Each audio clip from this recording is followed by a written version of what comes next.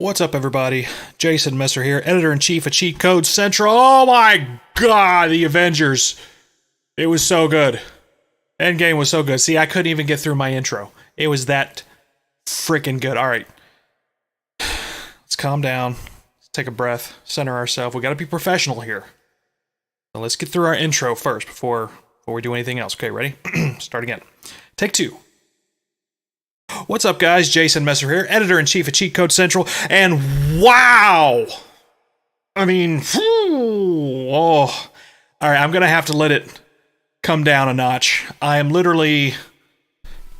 I don't have a watch. Why am I looking at my wrist? I am literally less than an hour out from the theater. I came straight home to jump on the stream to give you guys my reaction. And I tried to think on the way home how I was going to break this up, how I was going to do this video. Because, as you know, Avengers is a 3-hour film, so it wouldn't really work for me to sit here and break down every single detail about the plot and the story and everything that happens to everybody, because that's not something that's going to work as kind of a live stream review. And if it hasn't been obvious enough with all of the warnings that I've put in the chat, all of the spoiler tags I put in the description of this video and in the title, this is going to be extremely 110% spoiler heavy. No amount of Thanos snapping is going to reverse the amount of spoilers you are about to hear. So if you are trying to get through till the weekend to where you can get out and see the film, just click off now. I mean, all things being equal, I'd love for you to watch the stream with me. I'd love for you to be in the chat with me live, but I don't want you to get spoiled if you don't want to be, and I am going to spoil the crap out of this movie. So if you don't want to hear that, feel free to click off. You can come back later, watch the stream later. It's all good. Just follow me, follow our Facebook feed, and also follow the YouTube channel where I'll be uploading. You can follow me on all social media at Jason Messer. I'll catch you next time. It's cool. Having said that, for you folks watching this still, probably some people are in the chat, some people are watching it live, a lot of you are going to be watching this back later. So if you're still with me up to this point, I will assume that you either A, have already saw the film, or B, don't care about spoilers. You've probably either read a bunch of spoilers online, or you just don't care. Spoilers don't bother you.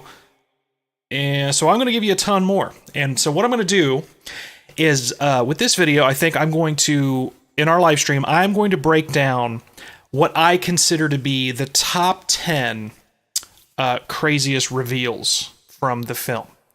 And I will kind of break down each one. Now, as I talk about each one, I'm going to have to jump around. So, like, you know, one topic might cover a couple different things that happen maybe at the beginning, middle, and end of the film. I'll try to keep it somewhat in order, but it's going to be jumping around a little bit. So that's how we're going to do that. And at the end, we are going to talk about the controversy surrounding the end credits that always accompany every Marvel film. And this one was a little different. It was surprising, to say the least. So we will jump into that. So without further ado, let's get started. Now, if I had to break down Endgame into what I would consider to be the 10 biggest reveals from this film, the first one I would have to say, if I were going to... Actually, let me get this loaded up here. I want to get my screen ready. Yeah, if I had to give it any kind of rating, or I'm not going to score it. I'm not going to do that. But if I had to give it a rating, because my cousin asked me earlier, would I consider this to be, you know, a good... Is it the best Marvel film so far? I'll get into that more here later in the stream. But overall, I'd say if you liked Infinity War, you're going to love this one for sure, no doubt. Let's get us all loaded up here. Got Thanos' beautiful mug already.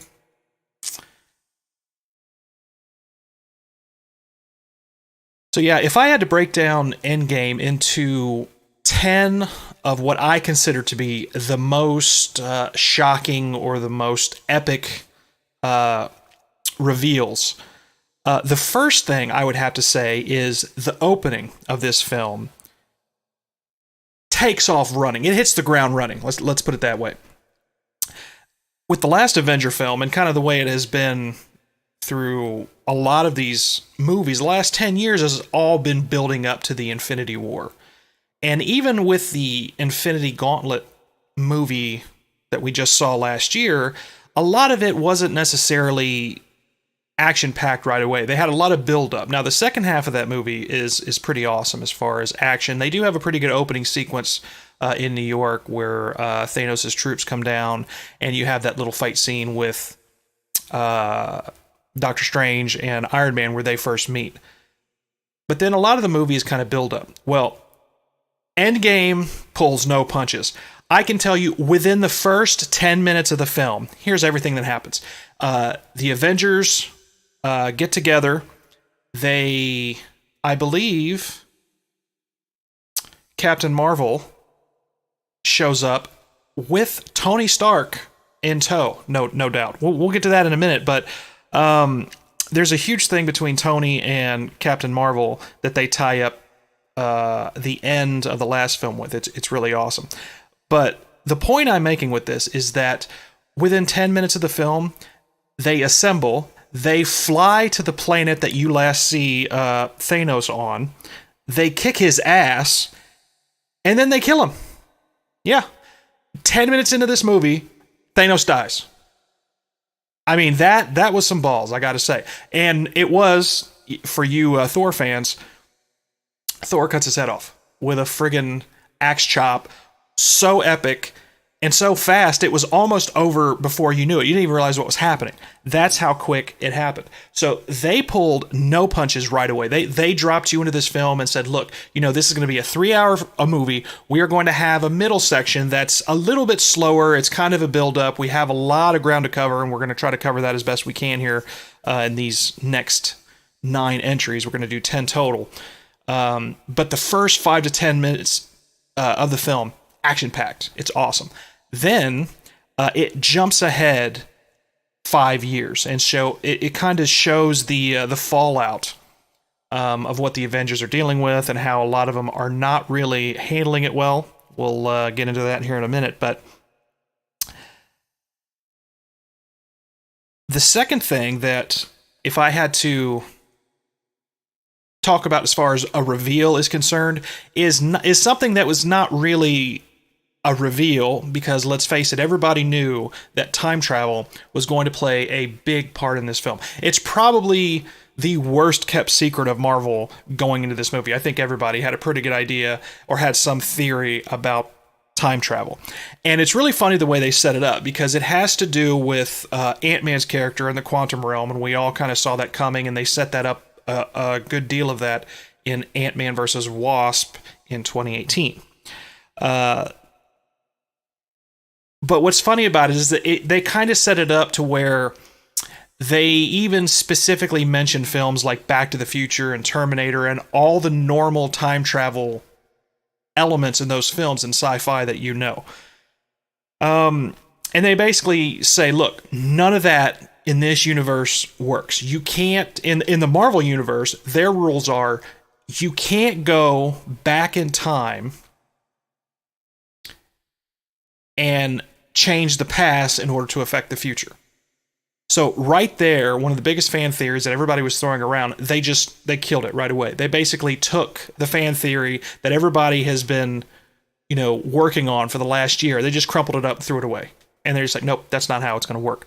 What we have to do is we have to go back in time into the events of the previous films, because what they're looking to do is recreate the Infinity Gauntlet. And I'll tell you why that's important here in a minute. You might just say, well, why can't they just get the Infinity Gauntlet that Thanos has? Well, just wait. So they have to literally figure out where the Infinity Stones exist in the previous timeline, jump back into the previous films at earlier time periods, gather up the previous stones, and then try to bring them into their timeline, use them in order to accomplish their goals, and then return them to the previous timelines before anything gets out of whack. It's crazy. And in doing that, it's really cool because you get a lot of opportunities to now see characters from the previous films that we've spent the last decade with interacting with the future versions of themselves, and a lot of characters, because it's time travel, so a lot of characters that were either killed off in previous films or maybe we haven't seen for years and years are brought back. It's almost like a huge Marvel mega mix of characters. I mean, there's a reason why this is 3 hours, because they had a lot to pack into it. But the time travel element is really cool, but it's not actually handled in the way you'd expect. The third thing that I really enjoyed about the film, and the several reveals, have to do with two main characters, obviously Tony and Steve, Iron Man and Captain America. Both of these characters, because they're kind of the two original OG Marvel favorites of at least of the cinematic universe, they both get kind of a highlight in this film. And so we're going to talk about Tony's kind of highlights in as our number 3, and then we're also going to talk about Captain America's highlights, which even surpass Tony's. But a lot of really cool things is the fact that I want to go back and mention something earlier. So we were talking about Captain Marvel and the opening of the film, and we talk about how within the first 10 minutes of the film, they literally kill Thanos. Before that, you might wonder, how does Iron Man factor into that? How is he saved? We see in the previews that he's pretty much going to die on his ship, and nobody really explains or knows, how does he survive that? Does he survive that? I thought maybe they were going to be dealing with a past version of Tony or something like that. Maybe he didn't make it home, because it seemed impossible. How could one man on a ship with no fuel out in the middle of nowhere in the galaxy make it all the way back to Earth? It would take a savior of superhero proportions to do that. And that's exactly what happened. So they actually introduce Captain Marvel in the film saving Tony. He's literally about to drift away. He's given up. He's going to die. He does his little recording scene to Pepper that we see in the preview, and he's done. He's actually on the ship with Nebula, and it looks like he's pretty much a goner. He's done. And out of nowhere, Captain Marvel shows up, literally tows his ship back to Earth. So yeah, it's basically Captain Marvel that saves him. Now, the other thing, because I have a note here about Tony, I just want to make sure I cover everything. One scene from the previous film that's kind of it's almost a tearjerker. It gets you. It's something that you wanted to see for Tony. He hinted at the fact that he's ready for kids. He maybe wanted to have kids in the previous film. He does finally end up having a child with Pepper. So essentially what happens when Captain Marvel brings him back, this is, let's see, I'm trying to remember the timeline. So they're about 20 days out from the previous film when Captain Marvel saves him. So they bring him in. He's part of the crew. Actually, he's not part of the crew that goes and fights Thanos, because he's so emaciated. He's literally, when they find him, and this, I give props to Robert Downey Jr. For doing an incredible performance in this particular scene at the beginning, as well as the CG. They use CG similar to the way that they did with Chris Evans in the original Captain America, where he filmed all of his scenes, and as you know, he's a big buff guy. He had to get pumped up. Well, they had to do the scenes where he was the young, scrawny runt, so they just CG'd him down to look puny. They pretty much did the same thing with Robert Downey Jr. By the time that they pull him off the ship, he's just completely... He's shriveled up. He's weak. He's thin. They look like they CG'd about 40, 50 pounds off of him. And he's kind of crazy, actually. He's desperate. He's still kind of freaked out about the whole, the loss to Thanos. He blames himself for the loss of Peter Parker. And so when he finally meets face to face with Cap again, it's not a good meeting. You think maybe the tension is just going to go away and they're going to be buddies and that's it. No, it's a really tense scene, and he wants nothing to do with any of them. So they go off, they do their thing with Thanos, but then they realize that killing him didn't really solve anything. they obviously go there in the first place to get his gauntlet, to get the Infinity Stones, because essentially Captain Marvel thinks that she's just going to throw the glove on, do a second snap, reverse everything, and everything will be fine. It doesn't play out quite that way, but I can tell you by the end of that, Thanos is done. He's toast. And then they flash forward the 5 years. So you see Tony picking up the pieces of his life, and he kind of got lucky. The one person that he really cares about, Pepper, didn't vanish in the snap. They end up settling down next to a lake. It's, Tony's known for his big, lavish mansions and his skyscrapers and his millions of dollars and his tech. We see him here. He's a very different guy. He's out in the woods. He's living by a lake. It's a very low-tech existence. He has his wife. They have a little girl now, and he's just kind of basically kicking back and kind of doing his family life thing, and that's what he wants. So that was really nice that they kind of showed a different side of Tony, and his whole mission in the film is to try to undo everything Thanos did without losing everything he's gained in the meantime. And that's kind of tricky, and it doesn't necessarily work out that way. We'll talk about that here in a minute. The other thing that we find out about Tony throughout the course of the film is that Doctor Strange's plan to give Thanos the Time Stone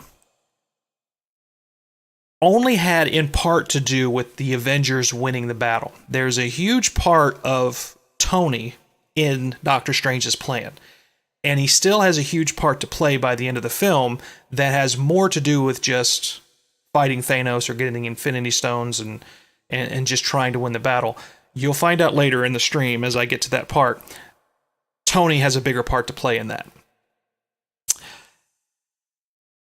Now, a really fun thing about this film that I did not see coming, and it's one of those things where I almost wish I didn't know about the comic aspect of this.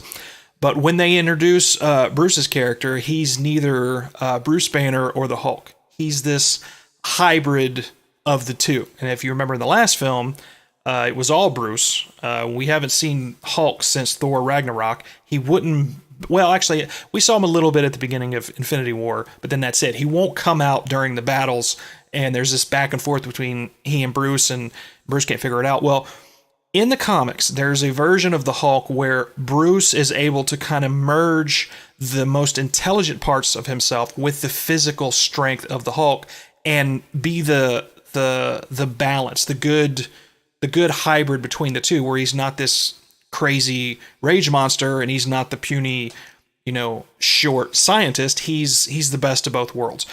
That's literally him from now on. And to be honest, I don't think, based on what we see in the film, I don't think you get to see human Bruce Banner anymore. He essentially says that he got tired of seeing the Hulk as this side effect. He realized that the only way he can really live his life is to truly coexist with the Hulk side of himself. So he literally uses gamma radiation, and he says he did a lot of research to finally merge the two sides. Now, the image that you see here is from the first Avengers film. I couldn't find a good image of it because obviously there's no way to really get a screen cap of what he looks like in this film, other than maybe off of like a bootleg, which I didn't want to do that. So essentially, imagine what he looks like here in this box right there, but with like glasses, and he essentially looks like a perfect CG version of the Hulk with Mark Ruffalo's face. It's funny, and he's not like this crazy unintelligent creature, because in Thor Ragnarok, Hulk does talk and he communicates, but he's like dull. He's a kind of big brute, and he doesn't have much intelligence. In this film, it's the complete opposite. It's a really cool version of the Hulk. He does a lot of really cool Bruce Banner science-y type stuff, but then he also is, he's the Hulk. It's a really good version. It's nice to bring it full circle. There's only so much you can do, I think, with the Hulk character in its previous form. So I think this is a really cool way that they set him up for some really epic and heroic moments later on. And there's a scene later where it's absolutely necessary for Bruce to have both his intelligence and his strength as the Hulk to do what he needs to do later in the film. So it was really good that they brought that comic element in. Now let's talk about Captain Marvel a little bit. Now everybody had theories about Captain Marvel, especially with the recent film coming out. Everyone knew that there was going to be a showdown between her and Thanos and a confrontation. Now, a lot of people wrongly assumed that it was Captain Marvel that was going to be the savior of this film, that she is going to be the ultimate badass. She is going to be the one that literally takes on Thanos, undoes everything, and she is going to be the star of the film. Now, I can tell you this. Was she a badass in this movie? Yes. Did she look awesome doing all the things that she did? Absolutely. Was she the hero? Was she even that big? Did she play that big of a role? Nah. Maybe. A little bit. She had her moments. Now, don't get me wrong. When she did take on Thanos, she fights Thanos 2 different occasions. One at the beginning of the film, and once she makes a pretty big impact in one of the battles at the end of the film. Having said that, I can honestly say Captain Marvel did not defeat Thanos. She did not in any way save Earth from Thanos. She wasn't the savior of the film. She wasn't the hero that everybody thought she was going to be. That's not to take anything away from the character. My wife and I, my wife really loves Brie Larson in this role. She loves the Captain Marvel character. I like the Captain Marvel character as well. I love the last movie. I know a lot of people hated on that film for a lot of stupid reasons. The movie was great. She was great in it. It was a good movie. She was good in it. And Captain Marvel is a great character. It's a fun character. I like her. But she just didn't play the role in this film that everybody thought she did, or that everybody thought she would. It's not to say she wasn't awesome, because she was, but it was almost a swerve. I feel like we got bait and switched a little bit. But that's okay, because there was a lot of other really cool scenes. And she played her part perfectly. She had a new look in the film. At the beginning of the film, she's like OG classic Captain Marvel look from the last film. And then as the timeline progresses, we have a different look where she cuts her hair off a little shorter. I'm sure that's in reference to one of her many looks that she has in the comics, but overall, it was a welcome addition. It was cool seeing her do her thing. But yeah, not as much of an influence in the overall plot of the film as I thought she would be. Now we're going to talk about something that, speaking of fan theories and what a lot of people said going into the movie, there was a lot of speculation about the deaths in this movie. Who was going to be brought back? Who's actually dead, like officially or permanently? I can tell you that there is a small amount of people that did not make it out alive, and they are actually dead. And this is not speculation. This is literally people that either weren't brought back at all, or they flat out say, look, these people are not coming back for this reason. It has to do with the Soul Stone. In one instance, I know you're thinking Gamora, but there's another one. And there's a couple other people that they just don't address because their deaths were unrelated to the snap, meaning they can't really be brought back in that way. So after it's all said and done, once we get back some of the Avengers that we lost in the film, and it's I don't think that's, even though this is spoiler heavy stream, it's not spoilerish to say that a lot of the Avengers that we lost in the last film are back. I mean, that's obvious. I mean, you can look at trailers that they have made for upcoming films or movies that they have announced that they're working on. That obviously suggests that they're going to have to bring some people back. But I can tell you this. We'll go down the list here. Loki is legit dead. Not coming back. Thanos choked him out and killed him. So our version of Loki is gone. But there might be another version. We'll talk about that here in a minute. Gamora, again, original Gamora is still dead because it has to do with the Soul Stone.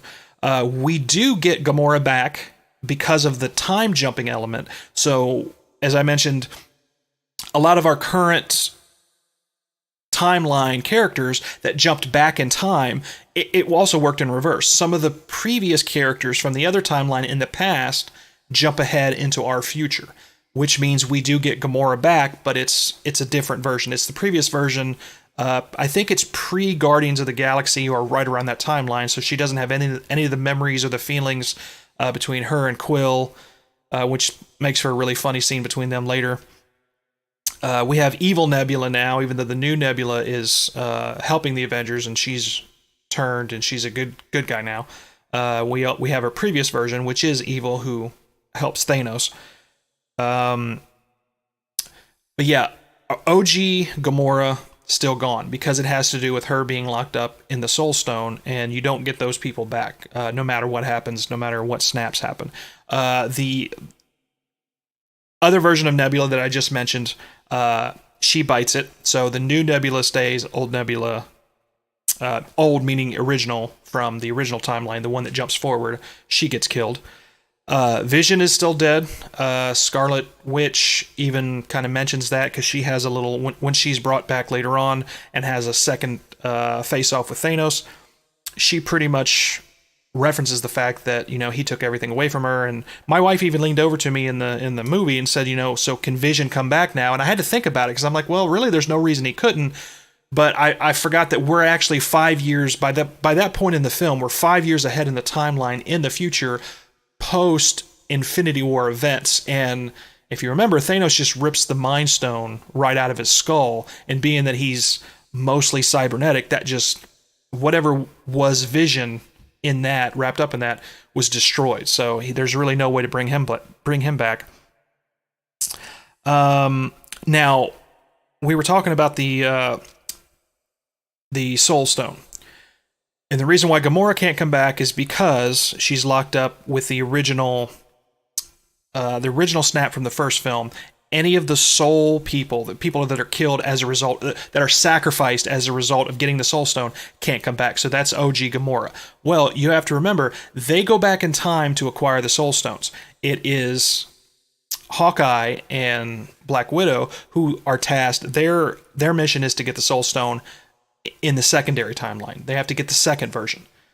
The problem is, it's the same setup as before. They meet up with Red Skull again on the planet where Thanos went and sacrificed Gamora.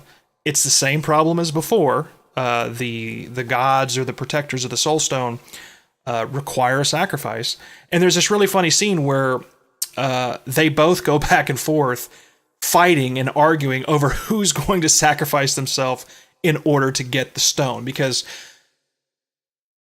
Clint is kind of off the rails because of his family disappearing in the snap, which you see at the beginning of the film. He's completely went off the deep end. He's just started killing.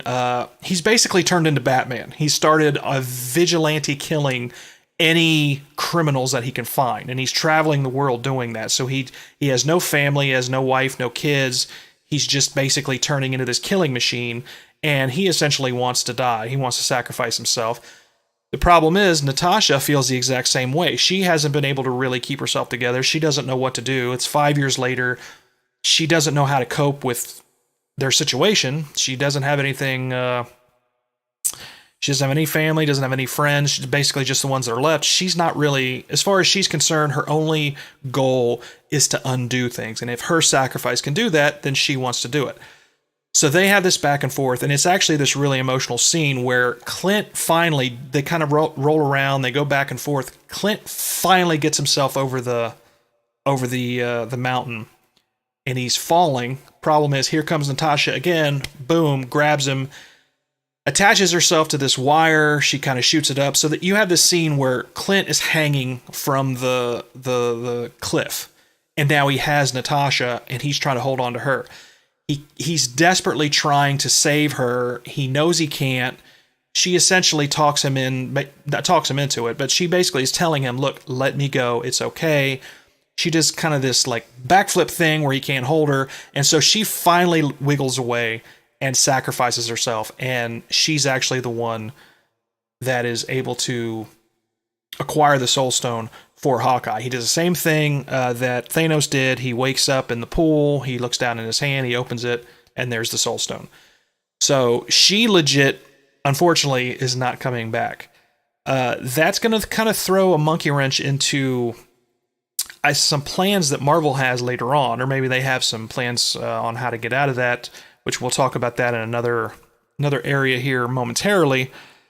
But yeah, Black Widow, I was kind of bummed to see her go because she's an OG Avenger. I always really liked her character.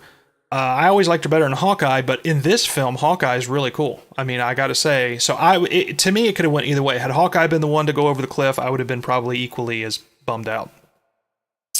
The biggest, most impactful death of the film, and this is one of the biggest spoilers that you may or may not have read online yet, but in fact, Tony is on the death list. I'm sorry to say. We will talk about here in a minute exactly how that goes down, but literally Tony sacrifices himself in a move that wins the battle for the entire cast. It essentially ends the film in a way that is pretty epic. It's pretty awesome in how they did that. But the point of it is Tony's gone. He's done. And it's a very emotional scene. It's not only emotional for the characters that are supposedly, friends with Tony. They're never going to see him again. Pepper, for example. I was kind of emotional myself as a fan because, I mean, you got to remember, this was, the guy that kind of took us on the ride for these, through these films from the start. So yeah, that kind of bummed me out that he didn't make it, especially the fact that they set it up that he finally has everything he wanted. He has a wife, he's safe, he's back home. He didn't think he was going to make it. He gets back. He doesn't know that he doesn't know if Pepper has been vanished by the Infinity Gauntlet in the last film. She's not. They finally have a kid together. He literally has everything he's ever wanted. And then by the end of the film, he's got to make the sacrifice. So of all the speculated deaths, there are about 5 or 6 that are legit characters that Marvel is essentially saying, look, we're pretty much done. We're pretty much done with these. Some of them, that's fine by me, because they can't really do much with them anyway. But for the most part, Tony, I'd say, is probably going to be the most impactful one. Now, there are some... there's one more character that I'll talk about here in a minute that actually doesn't quite... He doesn't die, necessarily, but his character is going to be done. We'll talk about that here in a second. But the next thing I want to talk about, and this to me, this is one of the coolest aspects of this film. I love how Marvel takes concepts and ideas and kind of, you think going into a film that you might have an idea, but it's like Game of Thrones. You know nothing. You think you know, but you don't know. So one of the coolest and biggest aspects of the last film was leading up to the snap. Everybody remembers the snap, right? You go on Facebook, there's Facebook memes, you can buy the Infinity Gauntlet at Walmart and I was going to say Toys R Us, but they're not a thing anymore.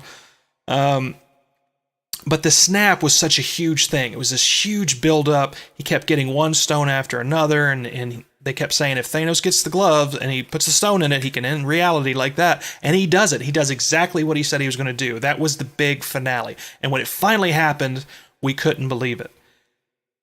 There are 3 snaps in this film. Marvel basically took what we loved about the last one and said, oh, you thought that was a big deal, huh? Well, guess what? We're going to do it 3 more times. And it's crazy to think, how can you have such an epic catastrophe, this universal thing, this event that has repercussions that ripple throughout the entire universe, and you're going to do it 3 more times in one film? But yes, they do that. Now, the first time is something I was trying to talk around in the first part when I talk about the opening of the film, because I didn't want to give that away yet, even though we're talking about, pretty much all spoilers for this stream. When they basically track Thanos down at the beginning and they kill him, the reason why he dies, Thor is pissed, not only because, obviously he has an axe to grind, no pun intended. He wants to kill Thanos anyway. essentially the reason why they're able to find Thanos is because this huge energy signature goes off and has the same energy signature as the original snap. So that's how they're able to locate him on this planet that he's essentially retired to. What that energy signature was, believe it or not, was a second snap by Thanos. And he is essentially destroying his Infinity Gauntlet. We don't see it happen. It happens off screen. But when they show up, they literally, I mean, it's crazy. You see Thanos hanging out doing his farmer thing. He's like Farmer Thanos. He's picking crops and he's just kind of, he wants to be left alone. He did what he considers his job. And now he's just going to relax and do his thing. Within 2 minutes of the Avengers showing up at his little shack, they grab him, they kick his ass, and then Thor cuts his arm off. They literally cut the original gauntlet off his arm because they're going to take it from him and they're going to undo everything he did. And they have it, and you think, okay, well, this is actually going to be, what are they going to do here? Because they're clearly going to do this immediately. They're going to roll out this fan theory that everybody said, well, this is exactly what's going to happen. And it looks like they were going to do it within like the first 10 minutes. Well, the problem is the stones are gone. And the gauntlet is completely destroyed. It's like shriveled up. It's melted to his hand. And the other thing is Thanos is completely burnt up on the whole side of his face, which I thought originally was a continuity error. Because I remember thinking to myself, he didn't have these burns at the end of the last film. Well, the reason why is because he said it was too much of a temptation to keep the stones. That whether he or someone else would try to undo his work, he essentially did a second snap that destroyed their version of the stones. So the stones are gone. They don't exist anymore. That leads to the whole time travel storyline where they have to break up into teams and go into the past and find the different original versions of the stones at earlier points in the timeline and bring them forward. They do that. They're actually successful. They gather up all the original stones from all the original films and their locations. They bring them back. Now they have to build their own Infinity Gauntlet. And the funny thing about that is they essentially manufacture it out of what looks like an Iron Man hand. Tony Stark builds it in his lab. And so if you take a look at this Infinity Gauntlet in this frame right below me, imagine the Infinity Gauntlet, but like Iron Man. That's exactly what it looks like. And I was telling you before, the reason why they had to actually merge the brute strength of Hulk with Banner and his intelligence in order to set him up for this historic moment, that brings us to the second snap, because essentially now that they have the Infinity Stones, they're going to undo everything Thanos tried to do. Now, I assumed that maybe because they have the Time Stone in there as well, they were going to be able, they're going to turn back time and undo things. But it's very specific that Tony does not want to undo the last 5 years. As bad as it has been, that is when he started his family. He has a little girl now. He doesn't want to lose all of that. He just wants to bring everybody back into their current timeline. So that's Hulk's job. And he's the only one that can actually withstand the sheer force of the gauntlet. And he snaps. It almost kills him. He basically does the same thing to him that it did to Thanos, because even though he's strong, he's not quite as strong as Thanos. So his arm gets kind of mangled up. He gets burnt up. But it works. Hulk is able to bring everyone back with a snap of their new Infinity Gauntlet. But wait, there's more. I said there's 3. So that's 2 snaps. So right about this time is when past Thanos actually shows up in the future. And that has to do with a plot point with the evil Nebula coming through. The original Nebula is captured. She kind of plays herself off as the current timeline one and is able to essentially bring past Thanos forward in time in order to wage a new war. Essentially the war that he would have waged in the original Infinity War, it's accelerated to where he has to jump into the future now to do it, because he has seen the events unfold in the future. He realizes that the snap that he did is actually not good enough. Wiping out half the galaxy apparently didn't work, because he sees that he ultimately dies. It also leads to what the Avengers' plan is of getting the Infinity Stones and undoing everything. And he's like, well, you know what? I know. I'm glad I have a second chance, because now I'm going to do it the right way. So his plan is to jump into the future, into our timeline, where we already have the stones waiting for him. So he doesn't have to go on this stone quest for 5-6 movies. We already have all the stones together in this new Infinity Gauntlet that Tony built and the Hulk just used. So he's just going to grab that, and he's going to wipe out. His plan now is to wipe out everybody in the galaxy. He literally says to Tony, I see the error of my ways. It was a mistake to wipe out half the galaxy. I'm going to destroy all life, and then I'm going to create new life after that. That way, no one ever knows what existed before this. So no one tries to undo my work anymore. And that's essentially what the last battle is about.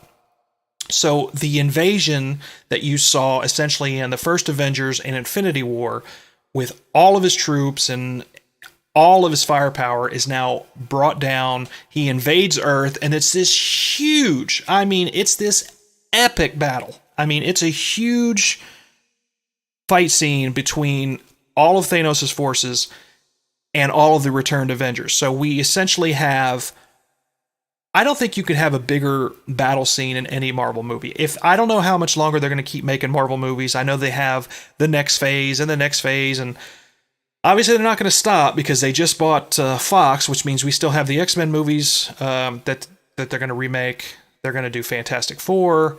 There's a lot of the existing Marvel characters that they haven't really fleshed out all the way yet. We're going to see more Black Panther. We're going to see more Spider-Man. There's a lot of Avengers left to work with that we either haven't seen, or some of them that haven't really they haven't done much with yet.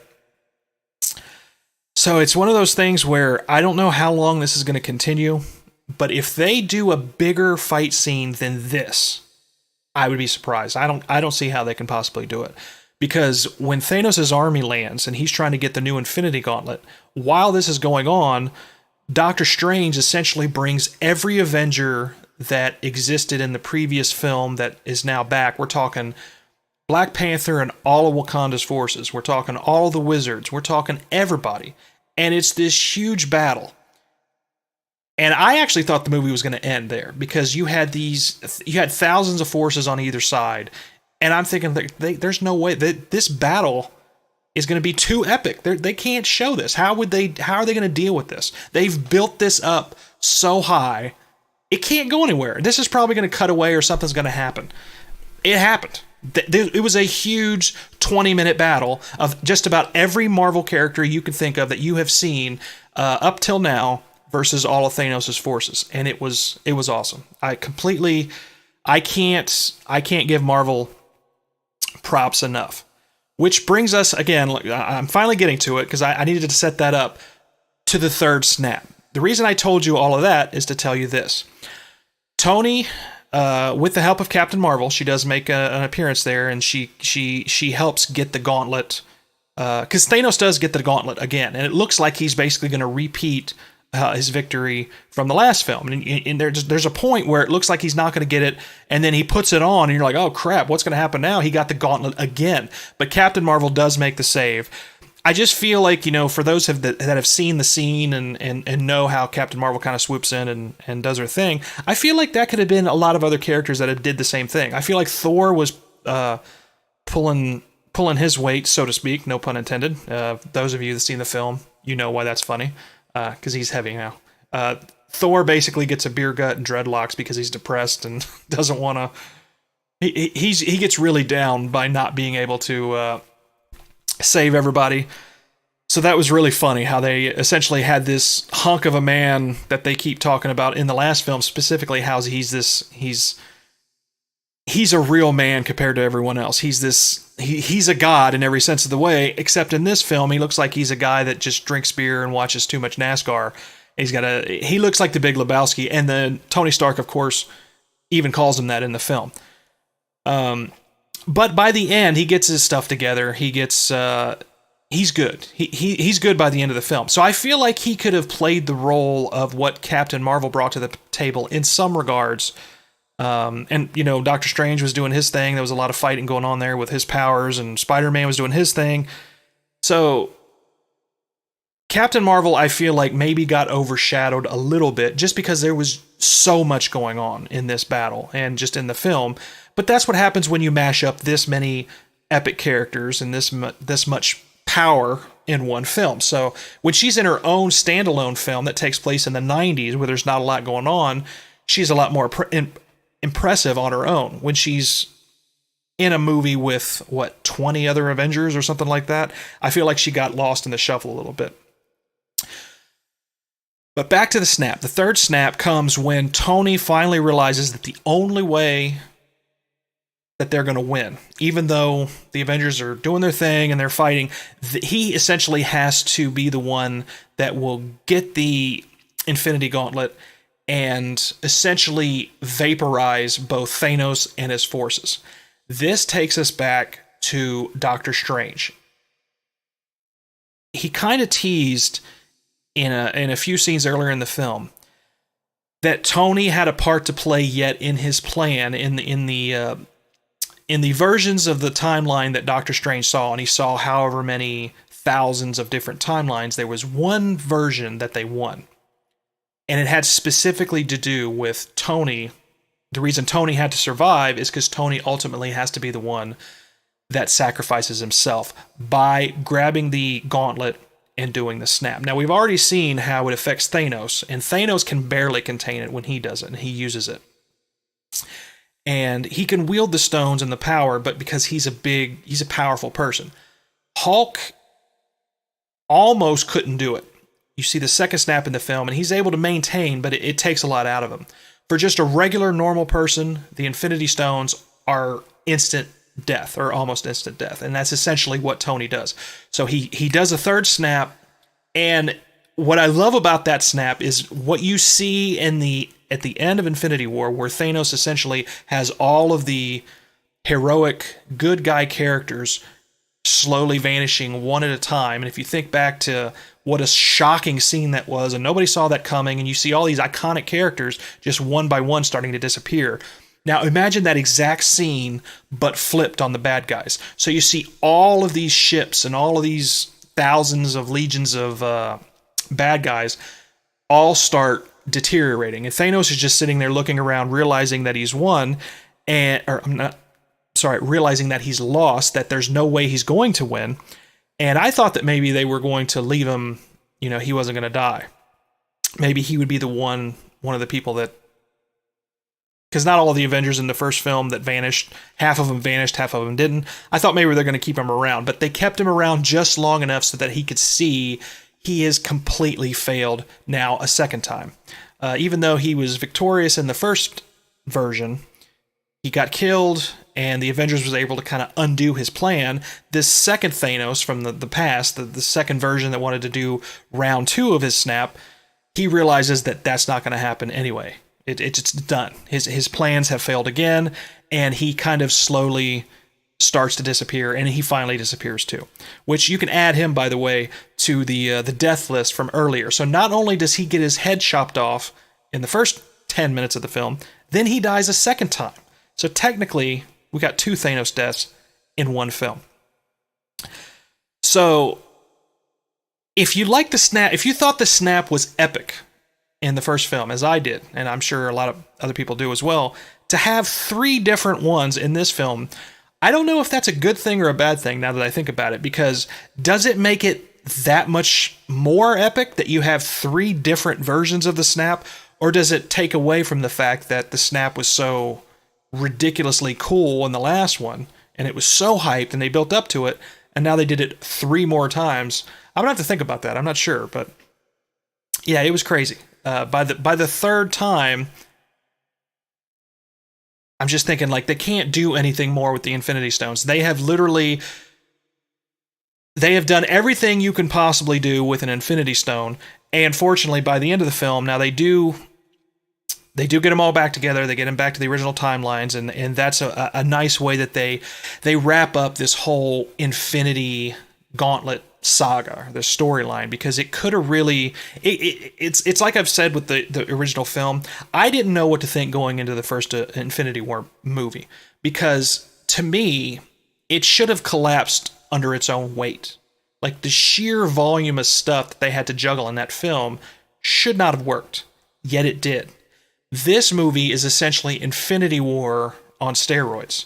Everything you loved about that movie, it's pumped, or some of the previous films. Like, I feel like the Avengers have done a good job of taking the individual movies, like the in-between sequels, and then making them into kind of a spectacle, a pumped-up version of the other ones. And then each Avengers film was bigger than the last.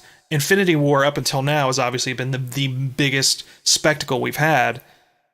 But when you see Endgame, which I assume either you have by now, if you're watching this stream, or you're going to maybe see it this weekend, or whenever you do see it, I promise you, if you liked Infinity War, you're going to friggin' love Endgame, for sure. It will not disappoint.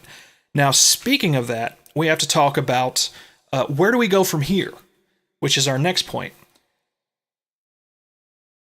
Marvel has already teased some upcoming films.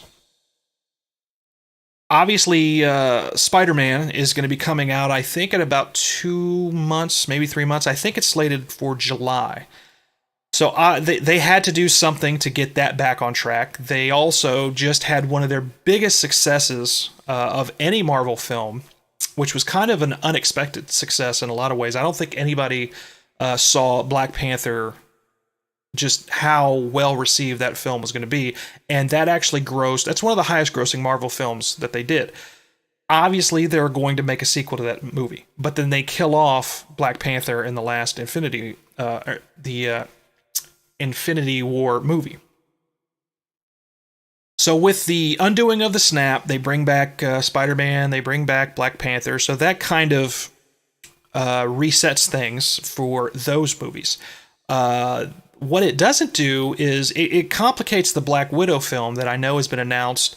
They've already talked about how they want to work with Scarlett Johansson on some kind of Black Widow project. Now, being that it's comic book movies and that nobody's really dead for long, you can always write them out of death if you had to.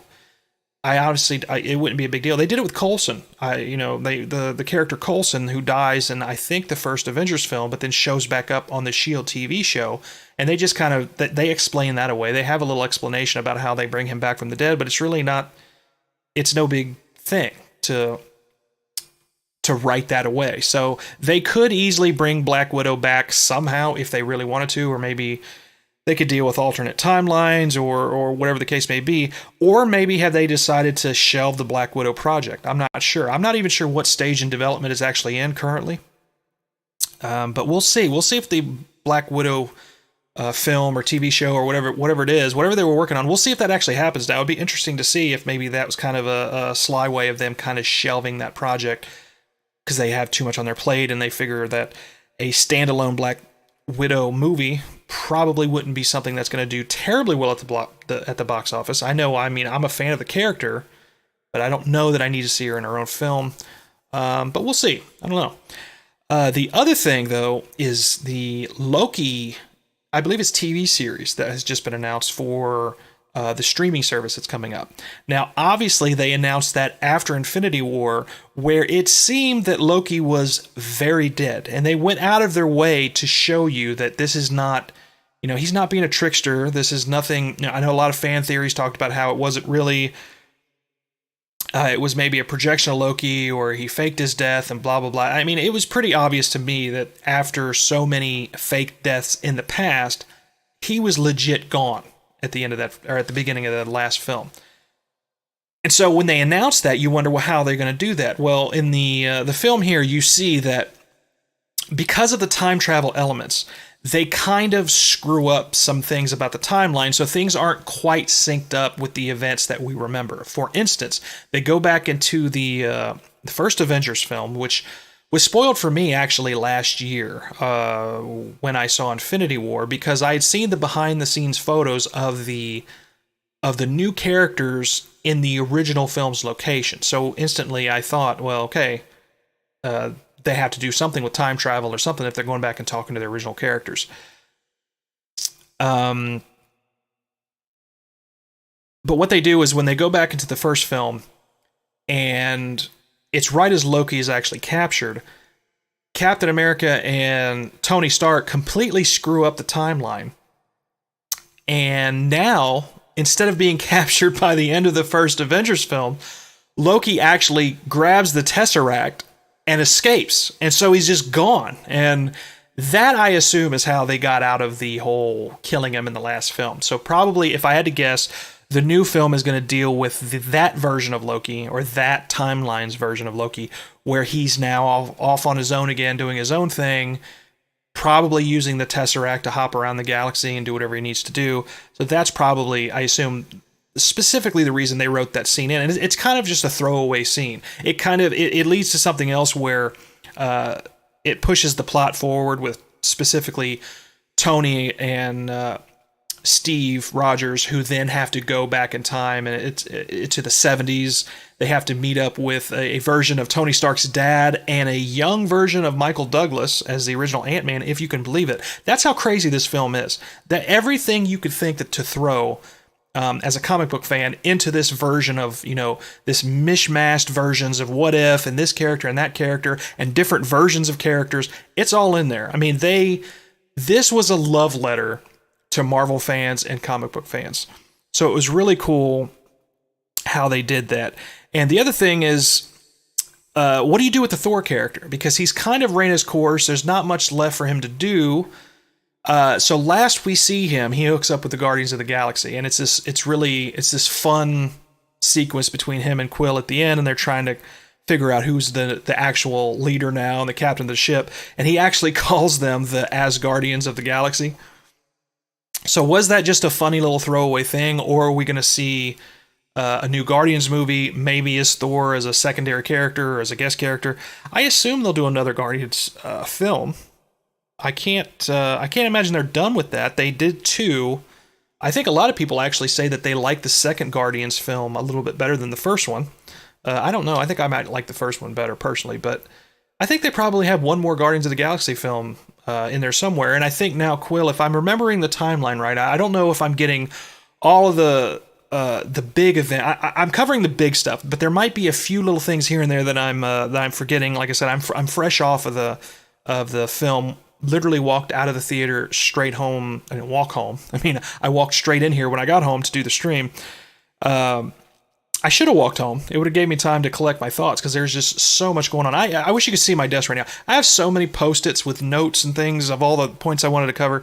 It's just crazy. But yeah, there's a lot going on with it, and it'll be funny to see how they kind of tie all that up. And again, the other thing about, you know, these the points that we're making here, like I said, I want this to be kind of a reveal video of the top 10 things that I thought were interesting. This is by no means an Easter egg reveal video. There's probably so many little small tidbits and things that I'm sure I overlooked that I'll have to catch, you know, when I go back to see it. I might see it again in the theater, I'm not sure, but I'm sure I'll see it a bunch of times when it hits streaming and on demand. So, but it'll be interesting to see, do they do another Guardians film? And if they do, what do they do with the Thor character? Now we get to the Captain America kind of highlight reel portion of the stream. We talked a lot about Tony and a lot of the cool things that happened with him. And as I mentioned with Tony's section, they really paid extra attention to give everybody that had anything to do with the original Avengers crew kind of their own spotlight. There's a scene, or not a scene, but in the credits at the end, they show pretty much all of the Avengers, the title cards. But when they get to the original Avengers, like the OG crew from the first movie, they do this really cool thing where like they have these special signatures that they did, and they have like their titles and a nice little shot of each person individually. And that was a nice callback and tribute to the original Avengers. And they did something similar within the film with the plot, specifically with Tony and Steve Rogers, because of them being the original characters. And I think as cool as, or as happy as you are for Tony and a lot of the really interesting things that you get to see from him, Captain America fans are gonna love the references and everything they do with Captain America in this movie. This is, he's probably got easily the two or three coolest moments in the film. And I'll rattle off just a couple of them. So the first thing is that the Civil War storyline from the Marvel movie Civil War, that's finally resolved. Even though when Tony and Steve first meet at the beginning of the film, they're still not friends. Not only do they finally make up, they finally put to bed all of that negativity from Civil War. Tony essentially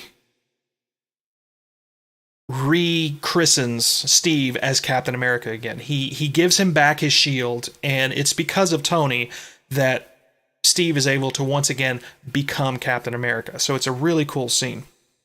It's right towards, I'd say maybe a third of the way in. It's when Tony finally helps figure out the time travel aspect of it, and he's going to help the Avengers before they start jumping back into the original films. He essentially turns him back into Captain America. So that was a really cool callback. Another callback that was awesome, if you remember in, I think it was Age of Ultron, so that would be the second Avengers film, where they're all taking turns trying to pick up the hammer.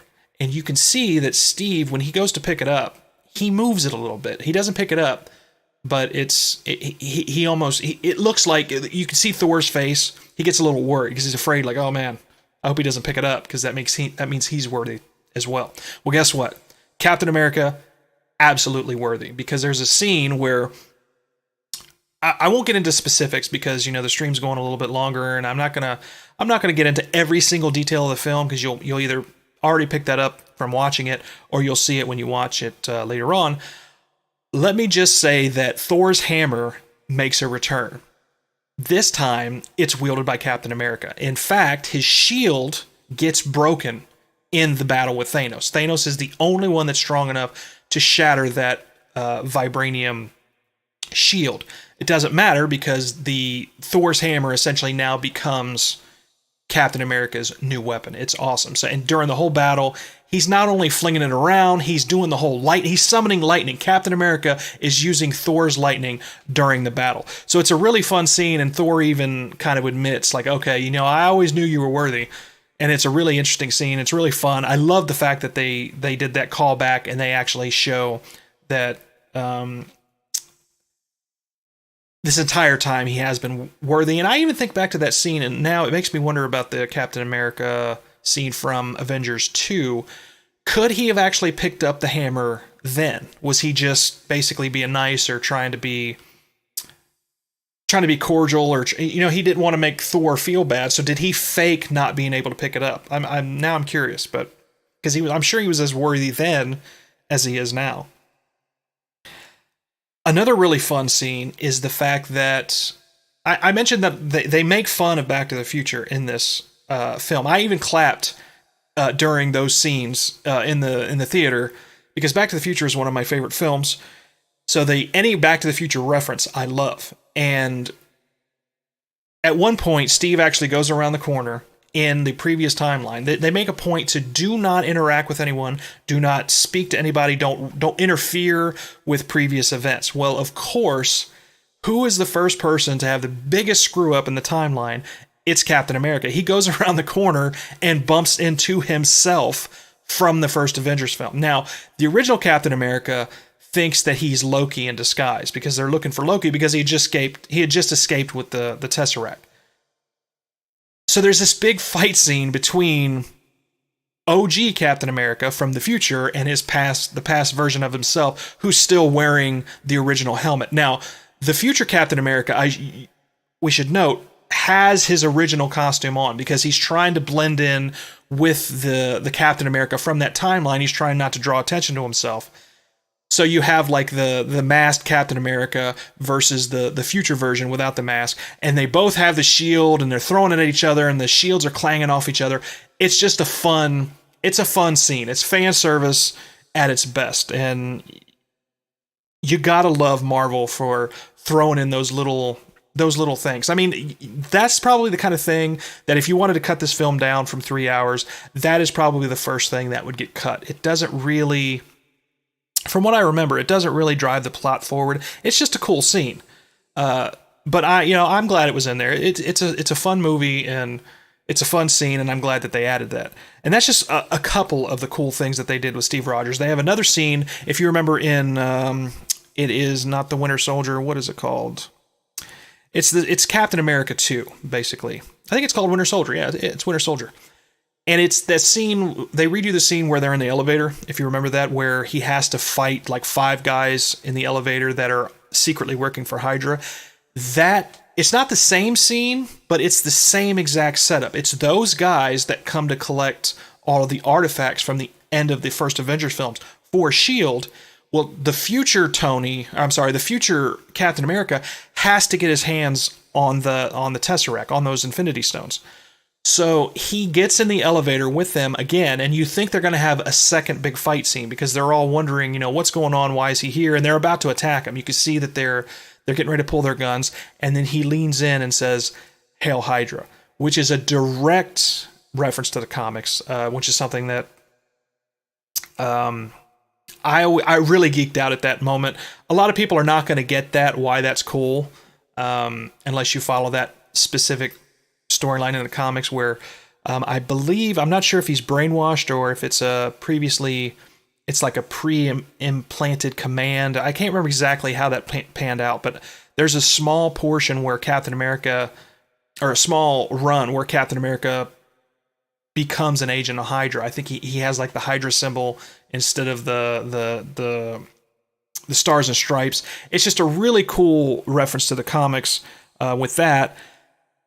The other thing is, a lot of people were wondering, is Bucky going to become the new Captain America? Because, again, in the comics, and there's a lot of comic references, I mean, what do you expect? It's a comic book movie. Whether or not Falcon or Bucky, the Winter Soldier, is going to become the new Captain America, because both of them do that in the comics. What I expected to happen, or the choice that was made complete sense to me, and it wasn't Winter Soldier. It wasn't Bucky. Because even though he'd been brainwashed and he's secretly a good guy and they kind of got all that out of him finally, and he's finally he's on the good side, he still did a lot of bad stuff. He killed Tony's parents. He's killed countless numbers of people for the government. And if that kind of thing ever got out as the new Captain America, it's not going to be a good look for them. So clearly that was never really going to be a choice.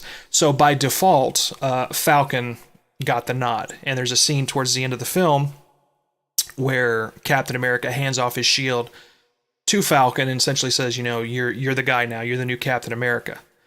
The reason he does that, and the last point that I'll make about Steve Rogers in this film, is Steve actually can't be Captain America anymore. The reason why he can't be Captain America anymore is by the end of this film, Captain America is no longer the Steve Rogers that you see in this shot right here. The young, tone Captain America. He's an old, decrepit war veteran, basically. I'd have to say he's probably 75, 80 years old. Now, how that happens is a really cool scene where they have to return all the Infinity Stones to the original timeline, as I mentioned. They're going into this scene thinking that Captain America is going to jump back in time, return the Infinity Stones, and come right back. Well, he does that. Problem is, he does come back. He doesn't get trapped in the past. I thought maybe they're going to set up a second movie, or they're going to spin off some kind of movie, to maybe have somewhere they could go with Captain America after this, because he didn't come back right away. But when he comes back, he doesn't come back through their time travel technology. They look over and they see this old man sitting on a bench. He's sitting on a bench by the lake. He's just kind of minding his own business. And as Bucky and Falcon approach him, they realize that it's Steve. This is Steve, and he's aged probably 5 decades.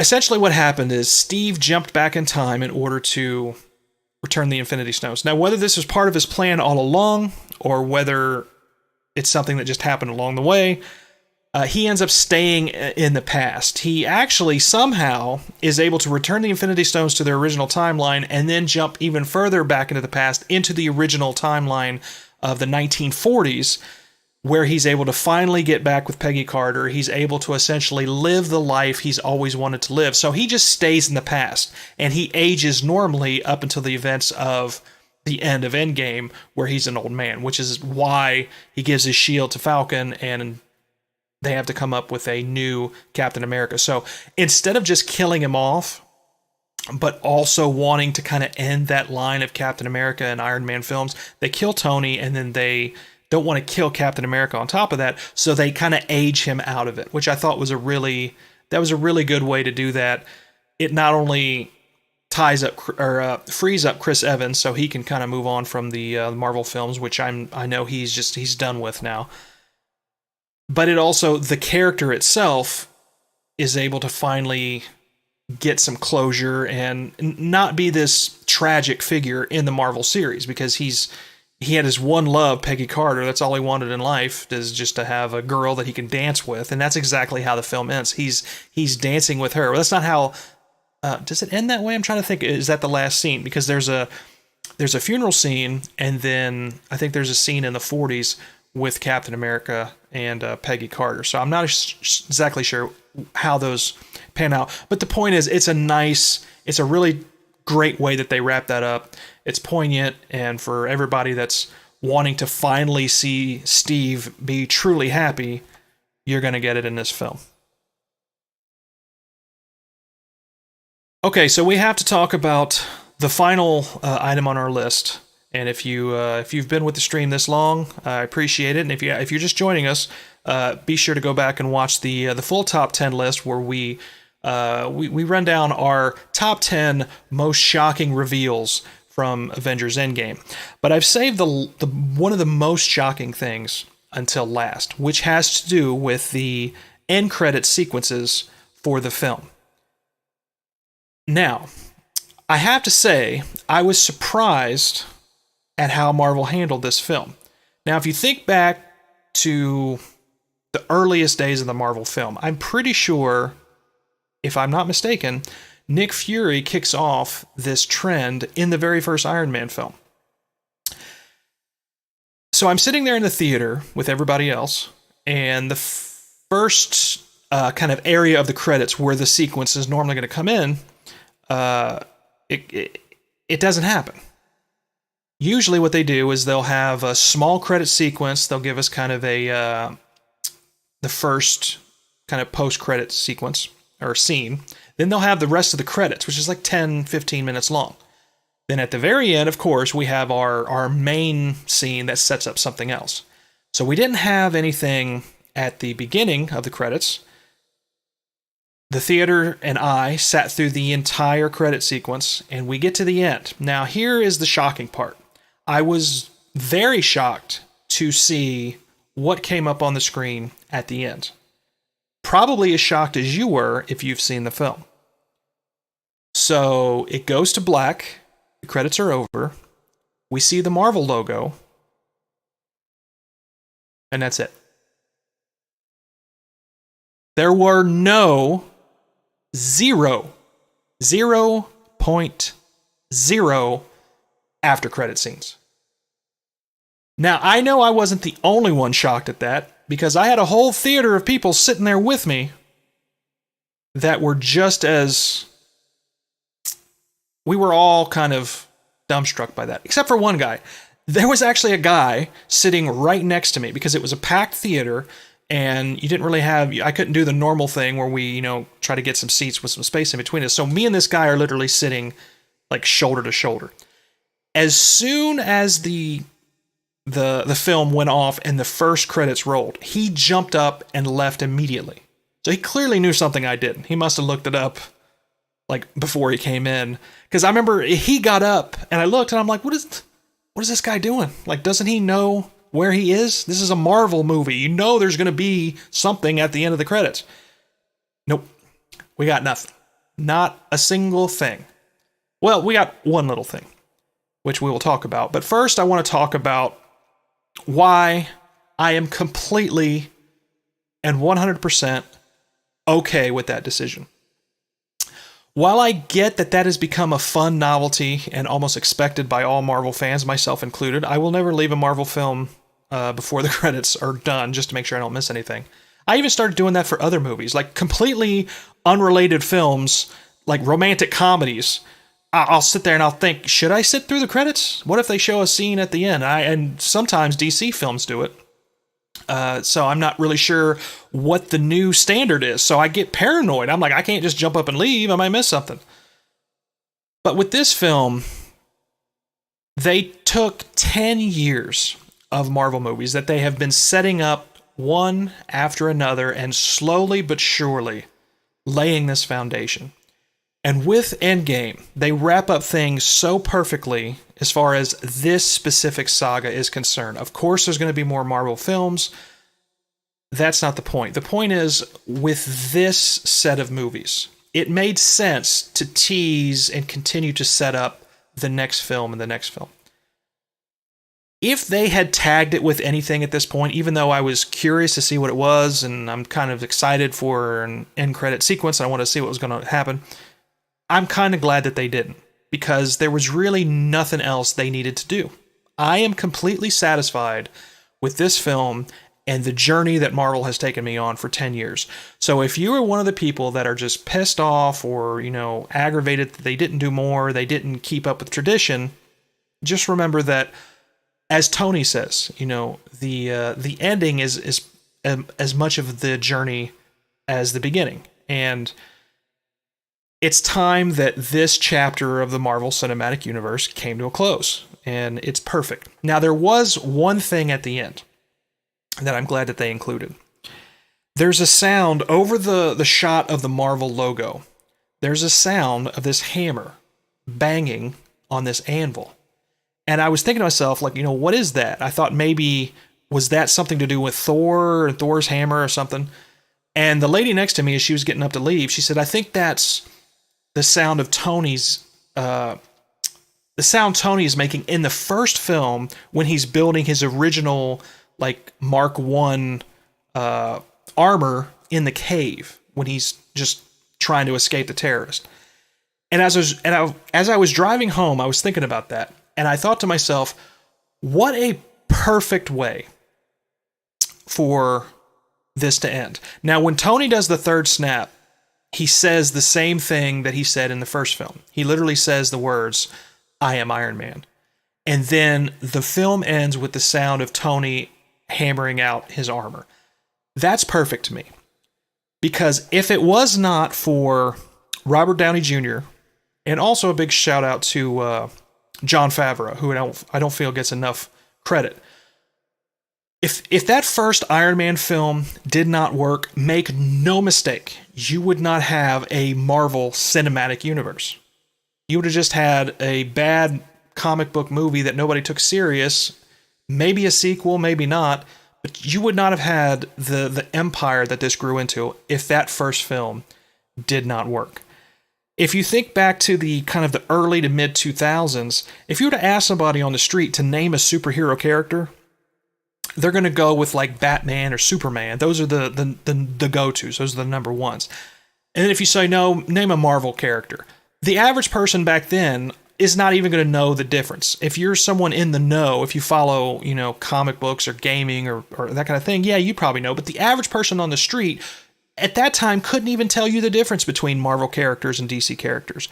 And if they did, more likely than not, they're going to name an X-Man, they're going to name Wolverine, they're going to name Fantastic Four or Spider-Man. They're not going to say a D-list character like Iron Man, who didn't even, you weren't buying Iron Man action figures off the shelf in 2004, 2005. It was Robert Downey Jr. and the success of that first film that created all of this.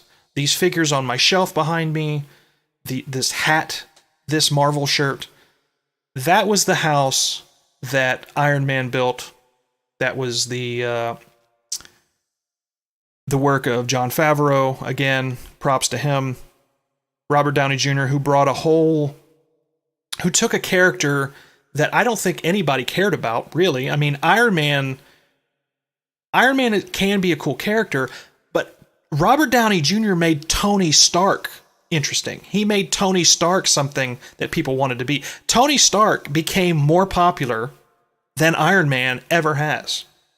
And that's that credit goes to that first film. So the fact that they chose to end it in the same way that it began, perfect. That is exactly how it should have ended. And I cannot say enough to Marvel, thank you for the journey. And we'll see you next time.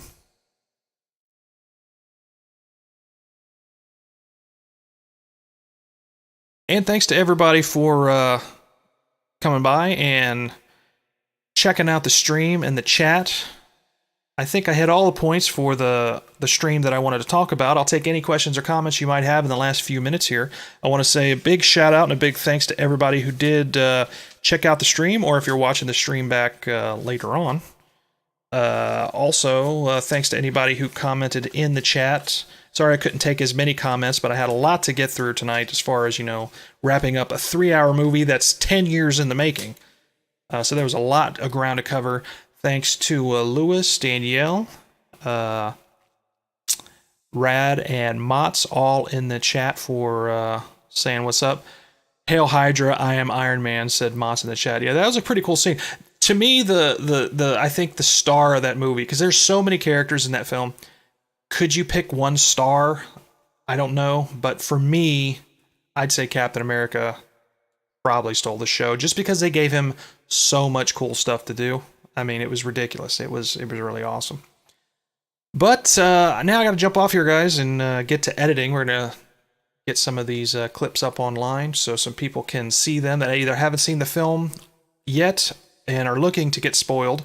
There are those people out there. There's I avoid spoilers like the plague, but I have since discovered that not only do some people don't care if they get spoiled, some people like to be spoiled. There are some people, believe it or not, that will go out and read as much inside information and dirt on a film as they can and watch as many trailers as they can. They actually like to know as much about it as possible going in. Star Wars fans are like that as well, which, I can say because I am one, except for the spoiler part. I avoid it like the plague. But yeah, I do know a lot of Star Wars fans. They'll watch everything. They want to know everything that's going to happen. They pretty much know every beat of the film before they go in. So there are folks like that who are going to watch this video back because they're just trying to absorb all of it they can possibly get their hands on before they go see it.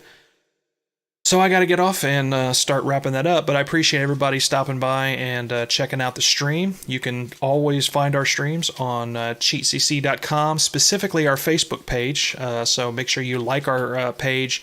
All these videos are posted to our feed, of course, and if you like our page, you will get notified about the live stream. And also be sure to follow me on all social media, which is Facebook, YouTube, and Twitter, at Jason Messer. So I appreciate everybody stopping by, and now, if you don't have your tickets, go buy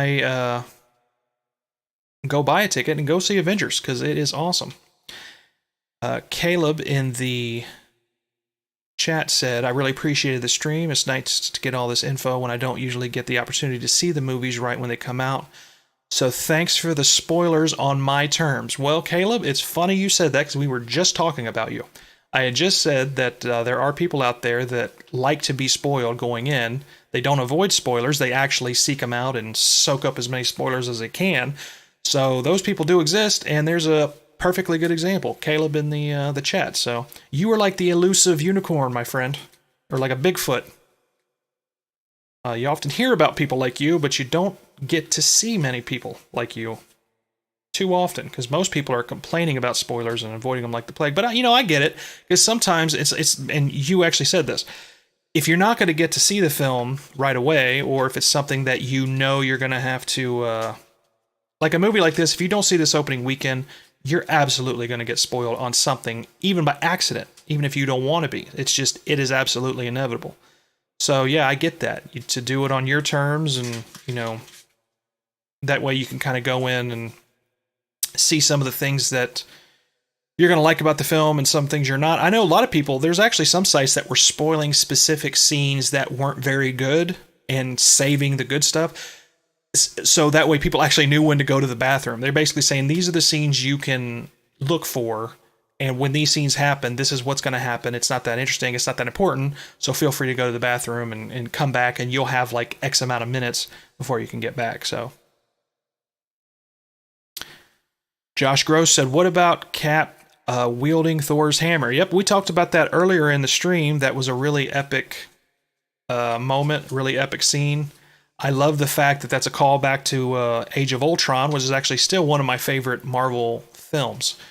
I love what James Spader did with the Ultron character. But yeah, in that film, they have that contest where everybody's trying to lift the hammer, and you can see that maybe Cap is almost worthy then, or maybe he was just putting on and didn't lift it at that point. But yeah, it was a fun callback, and I like the fact that now Cap's new weapon is essentially the hammer because his shield got shattered. So yeah, I thought that was a really cool scene there, Josh.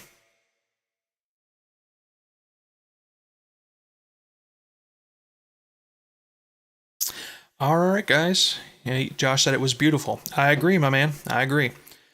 Well, again, thanks to everybody stopping by on the stream. Be sure to check us out next time, and we will catch you guys later. See ya.